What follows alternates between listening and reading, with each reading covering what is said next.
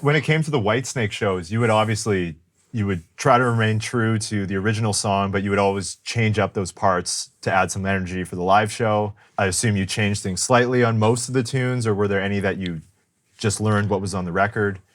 Well, I'd always try to start.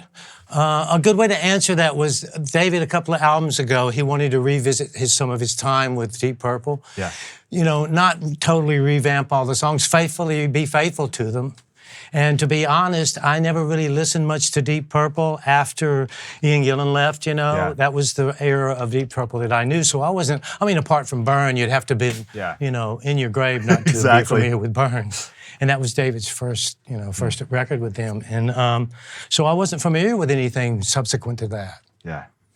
And so it was music new to me. And when DC phoned me, we were originally going to go in and do the album that followed that. But he kind of inserted this in there. So we had worked all this other material. And he said, Thomas, I'm thinking about revisiting, you know, this, that, and the other. And I said, oh, okay. And I said, well, David, I don't have much of a handle on any of that. He said, perfect. Do your thing. Yeah. Do your thing. And so I just listened enough to get the arrangements and stuff. And Ian Pace plays on it, and some incredible stuff on it. But it wasn't in my collection or in my, in my sphere of listening. So I approached it exactly how he encouraged me to do it, you know.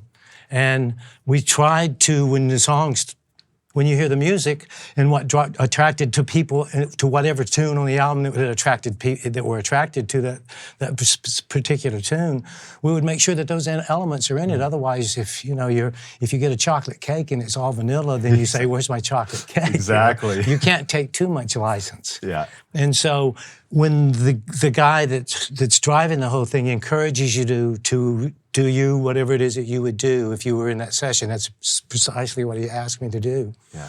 And so And so it was interesting, the way that I approached things, because I didn't even listen to a lot of the stuff. I got David's guy to make some roughs without any drums in it, with just click, and tried to approach it that way.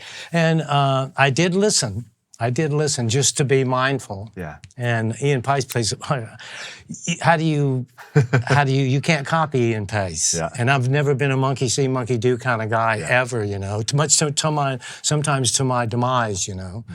I'm not the best copy drummer in the world, but he played some awesome stuff on it. And I just tried to insert, just more than anything, not modernize it, because that would be disrespectful to say that, but using today's technology, making, just dressing it up a little, making it a little bit more aesthetically pleasing, and stuff from a sonic perspective. Yeah. What I love is you've been doing this for so long, you've played with so many projects, that you're at the point where people want Tommy Aldridge on the music. They don't want you to try to be someone else. Like, you've developed your sound and your style, that's what people are coming to you for. And I think that's a really cool thing for a drummer to have after playing for so many years. Well, I'm just thankful for so many people that have such crappy taste in drumming. Well, I wouldn't say that. I mean, that's very flattering. I mean, I don't believe that to be the case, but everyone that I've worked with, Randy was always saying, make it heavier, you know. Yeah. You couldn't make it heavy enough for Randy. Yeah. And Gary Moore, make it heavy, man, we need it heavy, you know.